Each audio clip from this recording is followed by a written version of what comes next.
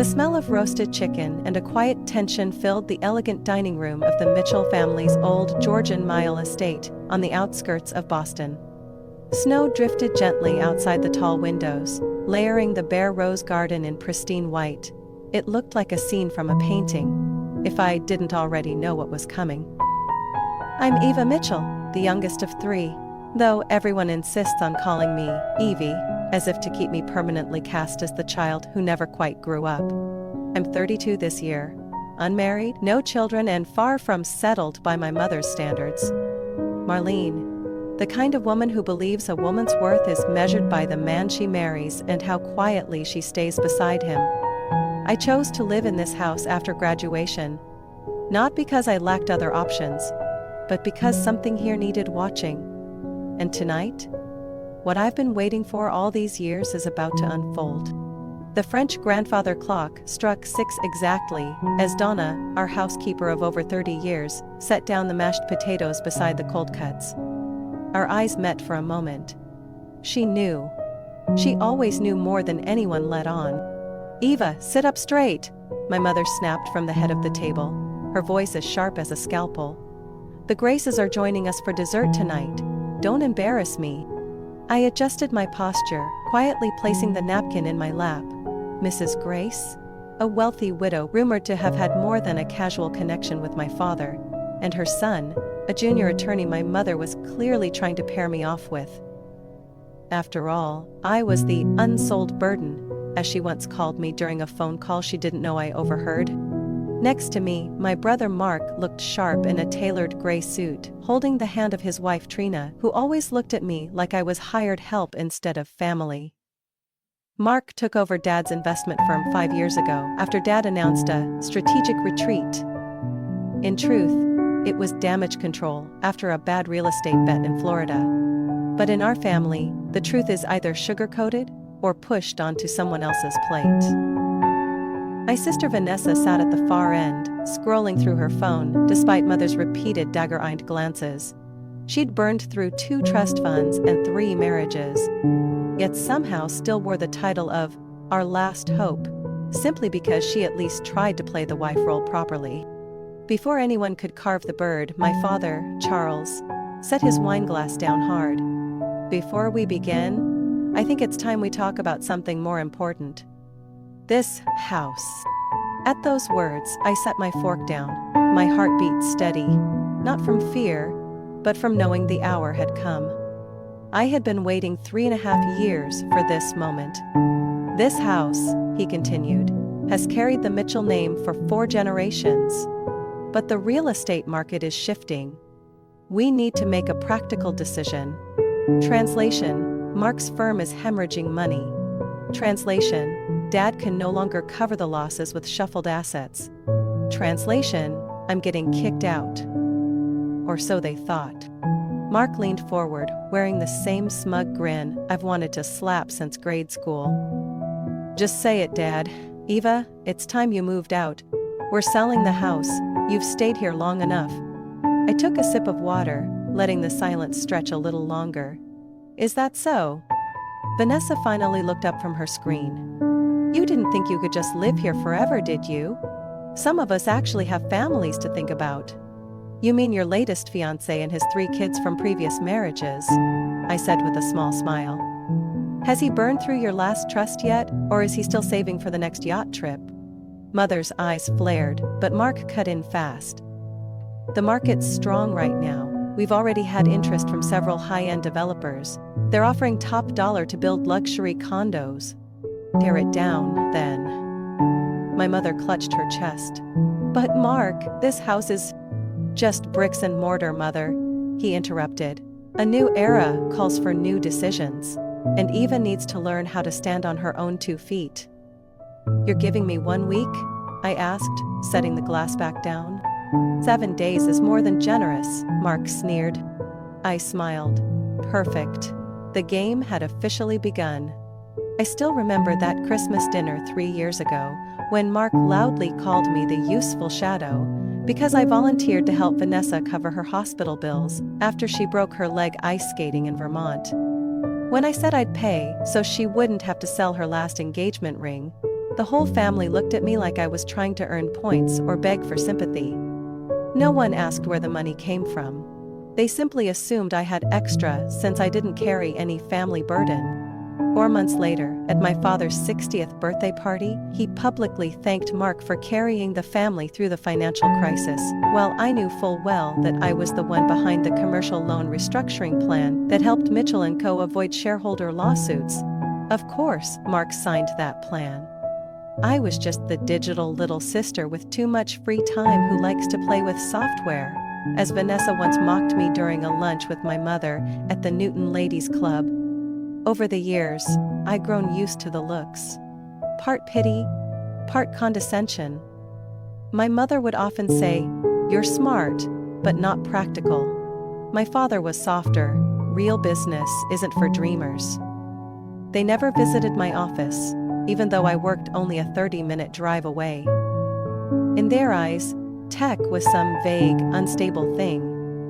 A daughter with no husband, working at a startup, might as well have been pretending to succeed.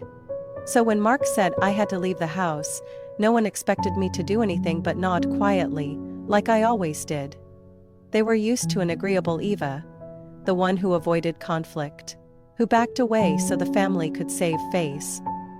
What they didn't know was that I had been quietly preparing for this moment over the last 3 years. After dinner that night, I went back to my room, the one on the 3rd floor that used to belong to my grandmother, and pulled up the account statements from the parent company behind the property listing. A limited liability company called Elan Ventures. An unremarkable name, unless you knew that I had founded Elan in 2020.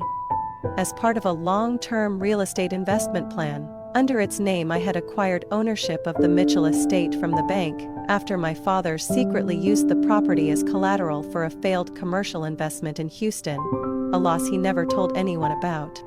I knew because the bank mistakenly sent me an email assuming I was Elan's financial assistant. From there I dug deeper. I found out the loan had been in default since last spring, and the asset had been internally listed for liquidation. I, under Elan Ventures, placed a 5% deposit and signed the purchase agreement with a confidentiality clause on the new owner's identity. That's why I didn't react at dinner. I didn't need to argue. I had already won. But the plan wasn't over. I didn't just want to keep the house. I wanted to expose the entire web of financial manipulation that Mark and my father had been operating. They weren't just using the family name to deceive investors. They were using me as a shield. Loan guarantee documents bore forged signatures. Board meetings were held in secret, where I was referenced as senior tech consultant, but never invited.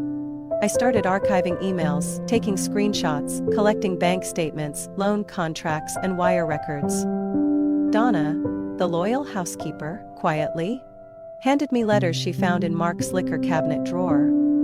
Threats from creditors, breach notices for an office lease in Manhattan. I continued attending family dinners calmly, still brought my mother peonies every Saturday, still called to check on Vanessa every time she went through another breakup.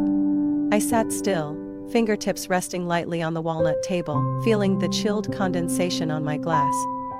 Mark was going on and on about the development potential of the land, his tone as confident as if he were pitching to Wall Street investors, not kicking his own sister out of the house she grew up in. "I have a proposal," I said calmly, so much so that the entire table fell silent. Mark raised an eyebrow with mocking amusement. "Eva, this isn't the time for personal reflections." "It's not a reflection." I pushed my chair back gently, reached beside me and pulled out a black leather briefcase from under the table. "Just a few documents that should be reviewed before anyone signs any agreements to sell this house." My father sighed, rubbing his temples. "Eva, you're making this complicated. We've already decided, the house will be sold within 3 weeks." "No, Dad." I opened the briefcase and pulled out a leather-bound file. The embossed logo of Woodrow & Keene law firm stood out clearly on the first page.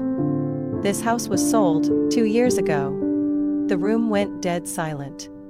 Trina set her spoon down on her plate, the small clink sounding like a gunshot in the quiet. "What?" Vanessa was the first to speak. You're joking, right? I placed the file on the table, turning it so the title faced them. Ellen Ventures LLC. Sole owner. Me. Purchase completed, May 18th, 2 years ago. Full ownership of the property at 3119 Elmhurst Lane. This house was transferred from Huntington Bank after the mortgage loan went into default. That's impossible, Mark stood up abruptly. The bank can't sell it without notifying us. Don't you remember? I smiled. That loan was secured by a personal guarantee, using my signature, a forged one. I hired a handwriting expert nearly 3 years ago to verify it. Mark went pale. You're making this up. This is fake. Then you'll love the forensic signature report included in Section 4, along with the formal complaint I submitted to the Massachusetts Department of Justice last month. I flipped another page, laying down property tax certificates for the past 3 billing cycles. I've paid every property tax bill since the transaction was finalized. And to avoid shocking Mom, I kept the ownership registered under the company's name, not mine. No, this can't be, my mother stammered. I turned to her gently. I wasn't hiding it, I just waited for the right moment. And that moment is now. Now for what? My father gripped the arm of his chair. To humiliate us? At Christmas dinner? I nodded without flinching. Not to humiliate, to remind. Because everyone here seems to forget that I'm not the freeloading daughter, I'm the co-founder of NovaForge, the AI-based supply chain software company that went public this past June. Mark looked like he couldn't breathe. That silly startup? But silly startup, I nodded again, was valued at $4.2 billion on its first day of trading. I hold 12% equity. I'm not bragging, I'm just stating that I no longer owe anyone here silence. Rena looked at Mark, her face drained of color. Vanessa said nothing, just lowered her head. I went on. I stayed quiet for long enough. When I discovered Mark used my name to secure those loans, I could have sued immediately. But I wanted to see the full web. Now I have everything. Documents, bank confirmations, internal accounting files, even emails Mark sent to brokers, forging my approval to vacate this house. My father stood up, hands trembling. You don't understand. I did all of this to keep the company alive. At the cost of destroying the family's legacy? I said coldly. Or by gambling the Mitchell name on unstable investments and blaming the daughter who refused to pick the right industry. No one spoke. Even the grandfather clock seemed to have stopped ticking. I stood, closing the folder. You have 7 days to gather your things, but given the circumstances, I think 24 hours is more appropriate. I looked directly at Mark, my gaze cutting like glass. After all, you said I needed to learn to stand on my own. Now it's your turn. I turned and walked out, leaving behind faces that could no longer recognize themselves in the mirror of truth. I returned to the dining room after letting them sit in silence for nearly 10 minutes. Long enough for the pretense to melt away. Long enough for each family member to start looking at one another differently. Not as loved ones, but as accomplices, as enablers. Or worse, as the ones behind it all. Trina was the first to break the silence, her voice trembling. Eva, you're not planning to take this to court, are you? I mean, we're still family. I sat down, opened my laptop and plugged in a small silver USB. You should ask Mark, because if we're talking about betraying family, he started it. Years ago. Mark stood, voice sharp. You're making this up, no one's going to believe your lies. I said nothing, just played a video I had queued up. The screen showed the hallway of the 8th floor at Mercy Hospital in Cambridge, dated April 12, 2 years ago. The footage was clear. Mark in a long gray coat walking into room 8, 10 and 12 at 11 p.m. That was Aunt Lana's room. My father's younger sister. The only one in the family who still believed in me. At the time, she was in the hospital, recovering from a minor stroke. Around then, I discovered her original will, leaving the Nantucket house and nearly $2 million in investments to me. I secretly backed up a copy to my personal drive. I had my doubts, and I was right. The video continued, now with audio. Aunt Lana's frail voice. Mark, I've made up my mind. Eva's the only one who never used me. Then Mark's voice, low but clear. And you think the rest of us will let that happen? Not long after, her condition suddenly worsened. 36 hours later, she passed away. A new will surfaced, filed by Mark's close legal associate. All assets redirected to Mark, for the protection of family interests. My mother gasped. Oh my God. I zoomed in on the final moments. Mark leaving the hospital room at 12:37 a.m., holding a large envelope. 10 hours later, Mitchell and Hines Law received the emergency will that overrode the previous document entirely. Vanessa stared at Mark, eyes wide. Don't tell me, you pressured her? I cut in. Not just pressure. He hid every dollar that followed using a shell company network built with a group of former employees. It took me nearly a year to trace each link. 14 corporations across Delaware, Montana, and Wyoming. Each one a front to receive funds from real estate development loans signed under Mitchell & Co. I pulled out another thick file. In total, $12,300,000 were cycled through and skimmed into private accounts. Some bought luxury watches, others paid for a charter yacht in Miami.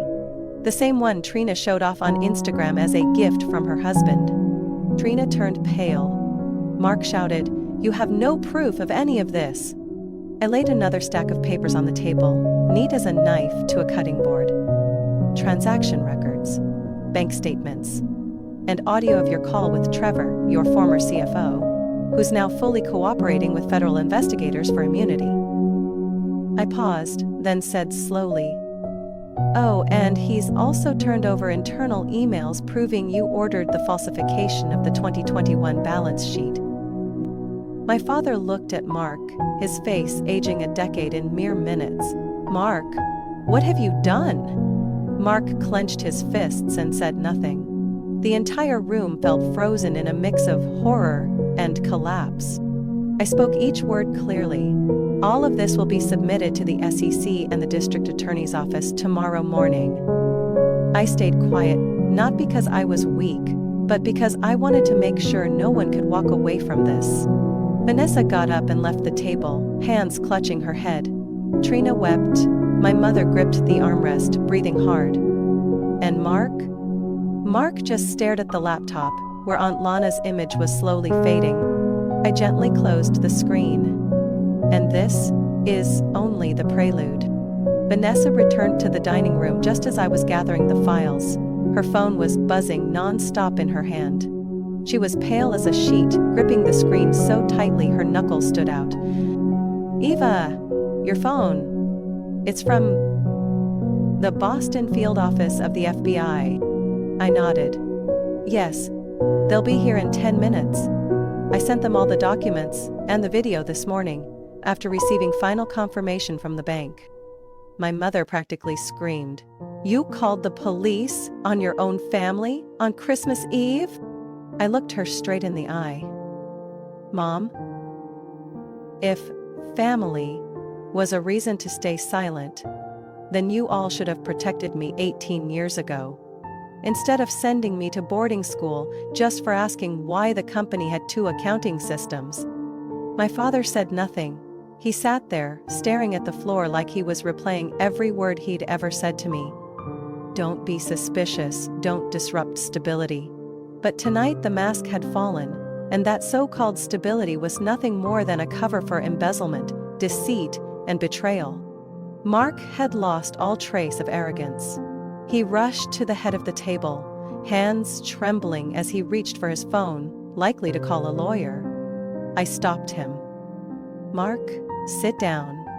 If you have any sense left, you won't destroy the only chance you have left to negotiate. I turned to Vanessa, lowering my voice. And one more thing. About your new fiancé, Tyler. Vanessa looked up, eyebrows furrowed. What does he have to do with this? I opened another file, this time showing transfer records. Tyler signed a consulting contract with one of Mark's shell companies. More than that, he helped Mark move money overseas.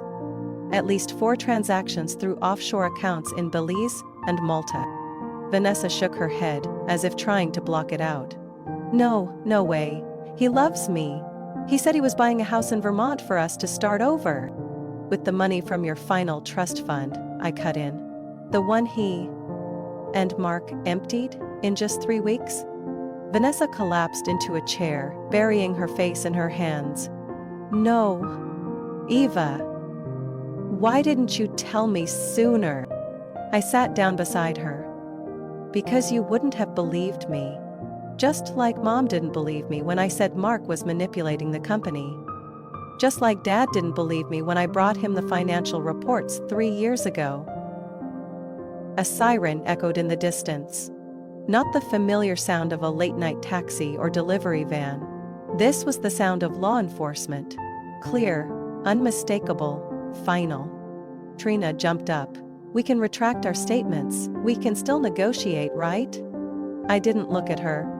You should worry about yourself. Your signature is on 2 fraudulent contracts. The FBI has the originals. My father shook his head, his voice barely audible. I did all of this just to protect the family's reputation. I stood tall, voice sharper than ever. No. You did all of this to protect your power and the image you forced on us. But the cost was truth and trust and freedom. A loud knock came at the front door. Donna, the elderly housekeeper, hesitated, then stepped forward to open it. 2 FBI agents entered, followed by a plainclothes officer with a badge from the SEC. Mr. Charles Mitchell and Mr. Mark Mitchell, one of the agents called out. You are under arrest for financial fraud, securities fraud, and obstruction of a federal investigation. No one reacted. Not a word of protest. Mark placed his phone on the table. My father stood up without resistance, as if he'd known this moment was coming for years. As they were handcuffed and led out of the room, I met my mother's gaze. It was no longer filled with blame or disdain, but hollow, like someone who'd just realized the entire world they built had crumbled.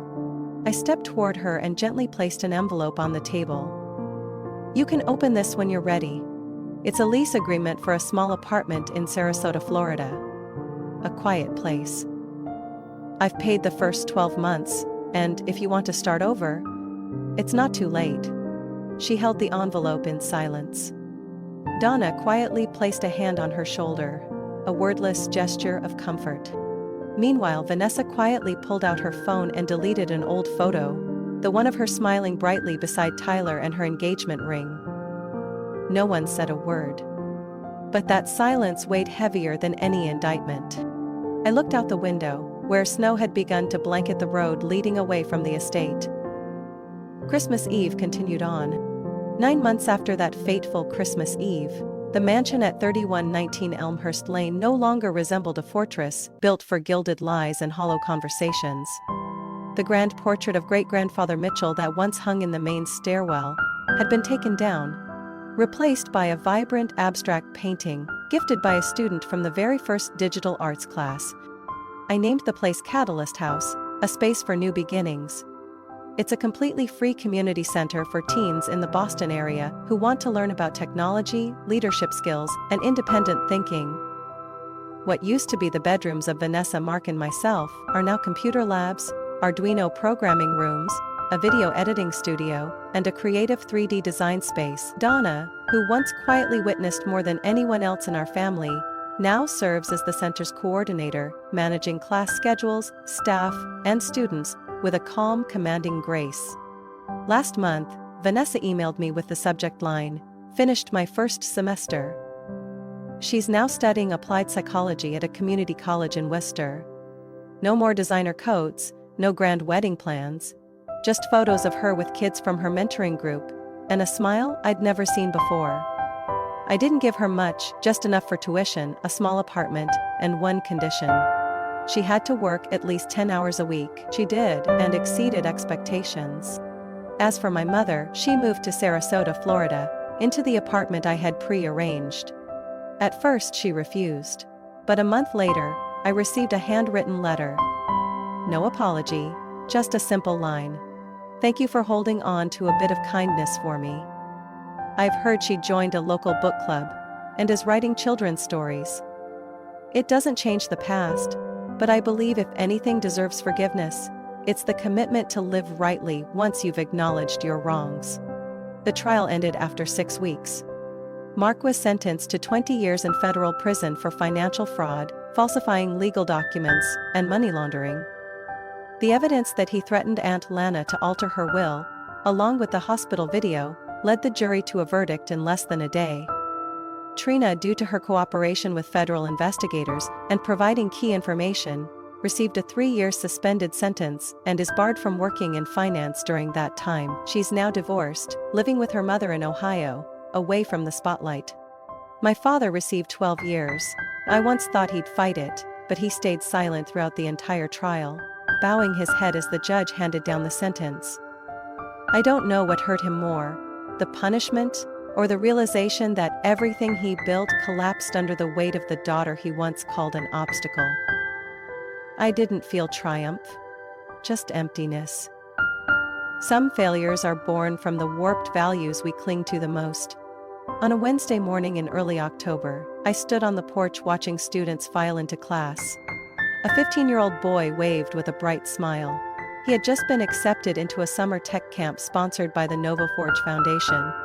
Once suspended for tampering with classroom equipment, he now leads a team developing an app that helps the visually impaired navigate smart city maps. That's why I created this place, not to fix my family's legacy, but to build a new one. At the end of the hallway, the long dining table that once witnessed my family's unraveling now hosts young minds debating startup ideas, pitching projects, or simply laughing at a tech joke. I don't call this justice. I call it a meaningful restart. I looked up through the window as snow began to fall gently. Winter had returned. But this year, there was no fear, no tension buried beneath antique walls. Only laughter, the hum of 3D printers, and the quiet belief that cycles can be broken. If we're brave enough to confront them, patient enough to rebuild, and most of all, strong enough never to look back. 3 months after the verdicts for Mark and my father were announced, I stepped into the conference room on the 41st floor of Mitchell Holdings, the investment firm founded by my family, where for years I was only ever referred to as the tech girl on the sidelines. This time was different. At the long table sat 11 board members and 2 representatives from Miller Crosby Capital, one of the firm's largest stakeholders.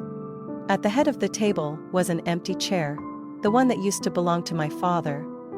Beside it was Philip Crane, former CFO, and the same man who ignored every email I sent when I discovered financial discrepancies 3 years ago. I stood next to my legal counsel, silent. A second later, the large screen behind me lit up with the title, Special Shareholder Meeting, Motion to Announce Ownership Structure Changes. Pages flipped. Philip raised an eyebrow. Mrs. Mitchell, what exactly are you referring to? No one on the board has been informed. I have the right to convene under Special Clause 4.6 of the shareholder agreement. All documents were filed with the exchange last week, I replied evenly. Shall we begin?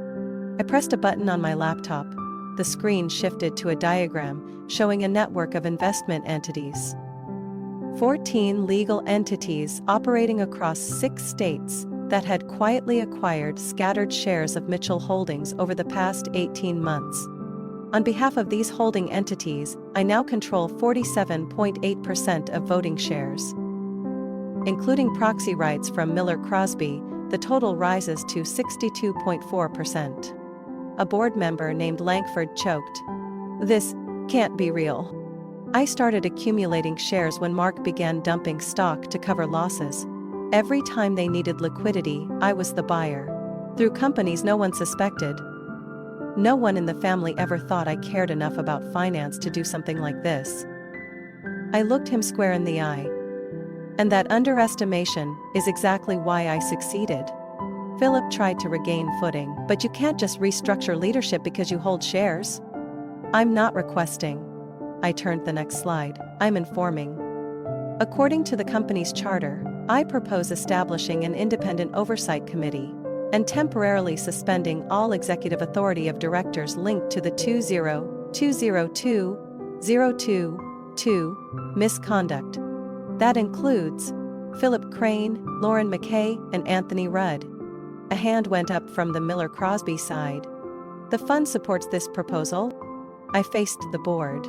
I also propose appointing myself as chair of the board, assuming interim executive authority during the restructuring period. I paused. Any objections? 10 seconds of silence, no movement. Motion passed. I shut my laptop. The internal audit begins tomorrow. All transactions involving shell companies, off-balance assets, and collateral funds will be fully investigated. Philip stood, his lips trembling. You're going to destroy the whole company? I looked him dead in the eye. I'm going to save it. What we have now is a hollow shell of a reputation. I'm going to rebuild it. Transparent, efficient, and worthy of the public trust the name Mitchell once held. Leaving the boardroom, I stood in the elevator, looking down at a fog-covered Boston. In my coat pocket was the 3-year transformation plan, turning Mitchell Holdings into a sustainable investment platform, focused on tech innovation and community impact. Some might call me harsh, cold, even ruthless. But they don't know how many years I was sidelined, how many times my name was crossed out simply because I refused to stay silent, refused to play by the old rules.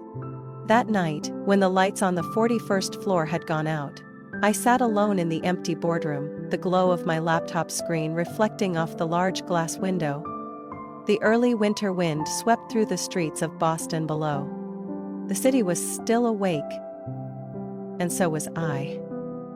The phone rang. The screen lit up with the name, Madeline Granger. I picked up. I've been expecting you. Her voice was soft and low, tinged with a quiet nostalgia. I have something from your grandmother. She told me only to pass it on when you were strong enough not to need it, but still humble enough to understand why you were chosen. 30 minutes later, I walked into an old cafe on Tremont Street, once a regular meeting spot for my grandmother and her financial circle back when she chaired the City Investment Council. Madame, her last trusted aide, sat at a corner table, a thick envelope tied with red string in front of her. Your name was never listed in your grandmother's public wills, she said, sliding the envelope across the table. She didn't believe the law could protect decent people from the greed of their own family. I opened it. Inside was a handwritten letter. The paper had yellowed slightly, but her handwriting remained firm and deliberate. My dearest Eva, if you're reading this, it means you've reached the very end of your pain. And instead of letting it consume you, you've turned it into action. You are the only one in this family who understands that real value doesn't lie in a Forbes ranking or an investment contract, but in the things you do when no one's watching. I established a trust fund in your name when you turned 18.